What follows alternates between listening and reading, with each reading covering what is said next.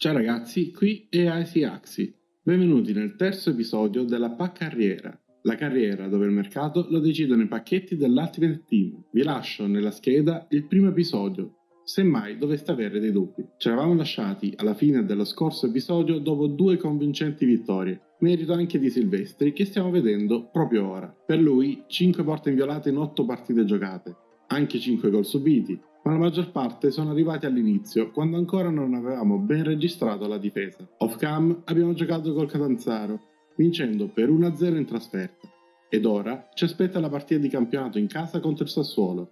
Poi avremo anche la difficile trasferta contro la Cremonese la settimana successiva. La buona notizia è che Gennaro Tutino si è finalmente ripreso dall'infortunio del ginocchio che lo aveva tenuto lontano dal campo per un intero mese. Ed ovviamente ha subito voglia di giocare e tornare ad essere d'aiuto alla squadra. Ovviamente non ha di che preoccuparsi e dobbiamo farglielo sapere. Ma parliamo dei nostri avversari. Il Sassuolo ha una squadra interessante ed al momento si trova all'8° posto della classifica del campionato di Serie B. Il giocatore offensivo in evidenza è Lorientè e sappiamo tutti quanto la sua velocità e il suo dribbling possono essere pericolosi. Per contrastare Lorientè e compagni, questa è la nostra scelta. In difesa l'unica novità è Ngoi, mentre Vieira prende posto a centrocampo come mediano. Non mi sono fidato delle condizioni di Tutino, per cui alle spalle di Coda agiranno Borini e Skripski, mentre Gennaro magari troverà spazio alla ripresa da subentrato. Two inspirational teams, well capable of dazzling their fans, ready for a showdown that could take on highly dramatic... I tifosi sono già caldi e pronti a sostenere la squadra in questa partita, che potrebbe non essere così semplice. Siamo noi a dare il calcio d'inizio al match. Dopo solo pochi minuti, approfittando di un'incomprensione tra portiere e difensore, Skripski recupera il pallone praticamente in aria, si libera dal pressing e tenta il tiro a giro, che purtroppo rimane centrale, permettendo a Consigli di deviarlo in angolo. Verso la metà del primo tempo, un'azione manovrata, ma con passaggi veloci e precisi, libera al centro dell'area Skripski, che tenta il tiro in precario equilibrio. Ma ancora una volta Consigli è attento e riesce a deviare il pallone. 2 occasioni importanti sprecate, e sul fischio del primo tempo andiamo a riposo ancora in parità. Peccato, ma c'è ancora la seconda frazione per rifarci. E proprio in apertura di secondo tempo, Coda, servito da Borini, vede il movimento di Santoro dentro l'area di rigore. Consigli cerca di uscire per chiudere lo specchio, ma è totalmente fuori tempo. Per Santoro è praticamente un gol a porta vuota. Primo gol con la nostra maglia per il centrocampista italiano prelevato dal Modena. La prima azione pericolosa del Sassuolo arriva a pochi minuti dal termine, una serie di passaggi in area che alla fine liberano un mulattiere al tiro. Bravissimo Silvestri a deviare il pallone che poi viene allontanato. Parata fondamentale e straordinaria. Col fischio finale appena arrivato portiamo a casa 3 punti importantissimi. Purtroppo, subito dopo la partita, Giordano si presenta da me lamentandosi del minutaggio. Solitamente non mi piacciono queste lamentele, ma stavolta ha ragione. Ha giocato veramente pochissimo. Tornando a parlare di calcio giocato, la settimana successiva dobbiamo giocare, come detto, contro la Cremonese. Altra squadra equilibrata, ma in una forma incredibile, avendo vinto tutte le ultime 4 partite giocate. Vittorie che l'hanno fatta balzare al secondo posto. Immagino che il loro punto di forza sia la difesa, esattamente come per noi, perché ci sono ben 3 giocatori difensivi chiave. L'11 scelto per questa sfida vede 2 novità in difesa, con entrambi i terzini titolari che lasciano il posto a Venuti e Giordano. Nessuna novità nei restanti ruoli, con il definitivo ritorno di Tutino dal primo minuto alle spalle di Coda. We simply have to focus on this man. He's back from injury and raring to go. Telecamere che vanno a cercare giustamente Tutino. Le squadre, però, sono subito scese in campo. Saranno i padroni di casa a dare il via alle danze. Partenza bomba. Borini intercetta un passaggio molle e aspetta il movimento dietro la linea di Coda.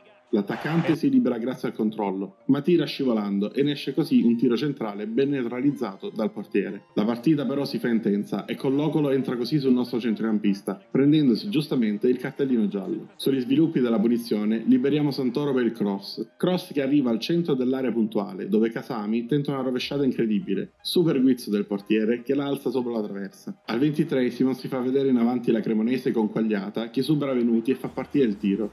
Per nostra fortuna Silvestri para, ma poco più tardi De Luca tenta la botta da fuori area, ancora attento il nostro portiere. Ancora la Cremonese riesce ad arrivare al tiro, stavolta debole e centrale. Sul finale del primo tempo Casami vede il movimento di Coda e lo serve con un pallone alto. Controllo di petto e piatto al volo che colpisce in pieno il portiere in uscita. e sulla palla spazzata arriva anche la fine del primo tempo. Ad inizio della seconda frazione, una penetrazione in area di coda crea scompiglio. La palla viene scaricata indietro e poi rigiocata in avanti per Borini, che libera il mancino, ma il portiere risponde ancora una volta presente. Poco più tardi, durante un'azione abbastanza innocua, Collocolo entra nuovamente scivolata, però stavolta su Venuti. Inevitabile il secondo giallo e il cartellino rosso. La Cremonese adesso è in confusione. Coda ruba il pallone al limite dell'area, ma tutto solo davanti al portiere gli spara addosso e la palla deviata finisce in corner. Cambiamo i più stanchi, ma anche Coda, apparso sottotono, e negli ultimi secondi Sekulov vede il movimento di Kasami e lo serve con un filtrante preciso. Il centrocampista prende il fondo e crossa sul secondo palo, dove sta arrivando Stanis. Incornata e gol partita, all'ultimo istante disponibile. Esplode di gioia lui, esplodono di gioia ragazzi in panchina e così i nostri tifosi. Vittoria sudatissima, ma veramente meritata. Pochi giorni più tardi, il nostro fisioterapista ci informa che Gerard Yepes, fuori dall'inizio della stagione per infortunio, è tornato finalmente disponibile, ed ovviamente anche lui ha bisogno di rassicurazioni sul suo minutaggio. Nei miei piani era il mediano titolare, credo che appena tornerà in forma lo diventerà senza dubbio. La classifica ora è decisamente cambiata, abbiamo guadagnato 2 posizioni e ci troviamo a pari punti con lo Spezia secondo ad un solo punto dal Palermo, che guida la classifica. In 3 punti al momento ci sono ben 4 squadre, non dobbiamo fare assolutamente passi falsi. La nostra difesa è la migliore del campionato, mentre l'attacco a volte soffre un po', il che ci viene confermato da questa statistica. Il nostro miglior marcatore è Coda, con 5 reti, ed è soltanto 8° nella classifica dei marcatori. La classifica che conferma invece la bontà della nostra difesa è quella delle porte inviolate. Silvestri guida il gruppo portieri con 7 clean sheet. Piccolo salto temporale e arriviamo alla partita contro il Brescia. Sono 7º in classifica e con una squadra nella media, direi non tra i top della Serie B, ma certamente non da prendere sotto gamba, visto che stanno ben performando. Mi preoccupa questo schema di palla lunga perché ogni volta soffrono queste squadre. Questa è la formazione titolare per questa partita. Torna Yepes al centro del campo con a fianco Viera e Kasami, mentre Borini si accomoda in panchina. Al suo posto giocherà Skripski. Al momento anche lui è sottotono. Speriamo sia la partita buona per tornare sui suoi livelli. Our camera lens trained on one man in a rich vein of form. La regia indugia su Dimitri Bisoli, attualmente miglior marcatore della Serie B con 8 realizzazioni. Dovremo concentrarci particolarmente su di lui se non vogliamo subire gol. È tutto pronto per iniziare, saremo noi a far rotolare il pallone per primi. Dopo appena 3 minuti, Totino alza un pallonetto dolcissimo per Coda che controlla di petto e tira. Purtroppo il difensore è riuscito a mettere il piede deviando in angolo. Risponde subito il Brescia con Bianchi che lascia partire il tiro dal limite. Silvestri si allunga alla sua destra e per fortuna para. Si gioca da entrambe le parti e tocca a noi stavolta. Yepes riceve sulla mezzaluna e prova il tiro a giro. Purtroppo ne esce un tiro centrale che viene deviato facilmente dal portiere. A 5 minuti al termine il Brescia si ripresenta in attacco. Difensore confuso dal controllo a girarsi di Moncini che può tirare, Silvestri si tuffa e per fortuna para ancora. Finisce quindi il primo tempo, partita aperta che potrebbe andare in ogni direzione. E appena dopo il calcio d'inizio la difesa è clamorosamente aperta e Moncini si trova a tu per tu con Silvestri in uscita. Miracolo del nostro portiere che in qualche maniera riesce a parare il tiro, ma purtroppo non è finita qui perché non riusciamo ad uscire dalla difesa. Ancora Moncini recupera il pallone e tira da lontano. Finalmente riusciamo a rispondere ai padroni di casa. Passaggio alto in aria che trova Coda, il controllo però non è semplice, fuori equilibrio l'attaccante tira al lato. Sono ancora i padroni di casa a rendersi pericolosi e Bianchi da 2 passi tenta di sorprendere il portiere sul primo palo, trovando la pronta risposta di Silvestri ben posizionato. Finisce dunque in parità, una partita giocata a viso aperto da entrambe le squadre. Forse meritava maggiormente il Brescia, ma alla fine ne usciamo con un punto e qualche rimpianto, ma d'altronde non possiamo vincerle tutte. Dopo la partita che avete appena visto, ho giocato alcune partite che non reputavo particolarmente interessanti, quindi senza registrarle.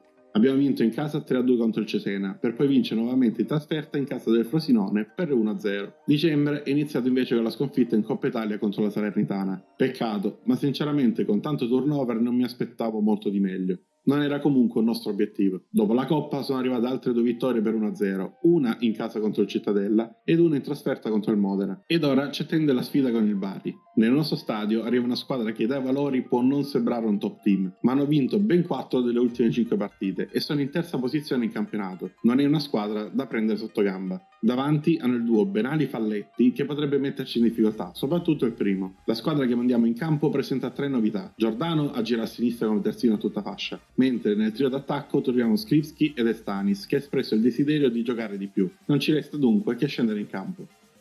Building to a crescendo all week, and very shortly it will be for real. We have all the action for you. Coda è pronto al centro del campo per far incominciare questa partita. Andiamoci a prendere questi 3 punti. Siamo subito noi a renderci pericolosi. Skripski serve un pallone delizioso a Coda. Stavolta l'attaccante sceglie la potenza e trafigge il portiere sul suo palo. Siamo già in vantaggio e Coda può festeggiare con i compagni di squadra una rete importantissima per il morale. Ma non è finita qua, perché Skripski difende il pallone col fisico grazie al baricentro basso e serve con un filtrante alto nuovamente la nostra punta centrale che libera il destro. Purtroppo però il palo gli nega la doppietta. Sale in pressione Yepes che riesce a rubare il pallone all'avversario e serve sulla corsa Coda. Tiro potente che però si infrange sul portiere in uscita e finisce in corner. Su questo tentativo di ripartenza del Bari si conclude il primo tempo. Siamo in vantaggio di una rete, ma potevamo e dovevamo essere almeno avanti di 2 reti. Nella seconda frazione è ancora Yepes a illuminare e servire sulla corsa la nostra punta, ma inspiegabilmente davanti al portiere continua a non essere glaciale e la manda di poco a lato dopo aver aperto il piattone. Abbiamo appena effettuato i cambi e Totino, che ora agisce da punta centrale, vede il movimento di Estanis, lo serve con un pallonetto e dopo il controllo il trequartista insacca il pallone a rete. Finalmente abbiamo 2 reti di vantaggio e possiamo respirare. Non si fa attendere la reazione degli ospiti con un tiro di Sibilli che impegna e non poco il portiere, costretto a deviare in angolo. Sull'angolo successivo non riusciamo a spazzare il pallone dopo la battuta del calcio d'angolo ed arriva un nuovo tiro su cui Silvestri mette il guantone deviando ancora una volta la palla in corner. Poco dopo Sibilli tenta di nuovo il tiro dal limite, ma trova la risposta del nostro portiere. Purtroppo sull'angolo che ne consegue Ingoi si trova a marcare Novakovic, al quale concede troppi centimetri, staccata perentoria e gol dell'attaccante che accorcia le distanze per il Bari. A pochissimi secondi dal termine concediamo questo inserimento a Novakovic, che per fortuna affretta il tiro e Silvestri riesce a rispondere. L'azione continua ed alla fine la palla arriva al limite per Benali che tenta il tiro di prima intenzione. Per nostra fortuna si spegne al lato di poco e l'arbitro fischia alla fine. Abbiamo rischiato nel finale, ma alla fine sono arrivati 3 punti. 3 punti che aiutano a migliorare una classifica adesso davvero interessante. Guidiamo la classifica con 45 punti seguiti dal Palermo a distanza di 6 punti. Tutte le altre sono già abbondantemente attardate, per cui forse si prospetta una sfida a 2 per la vittoria del campionato. Ma per oggi è tutto. Se il video vi è piaciuto lasciate like ed iscrivetevi per tanti nuovi contenuti. Noi ci vediamo al prossimo video.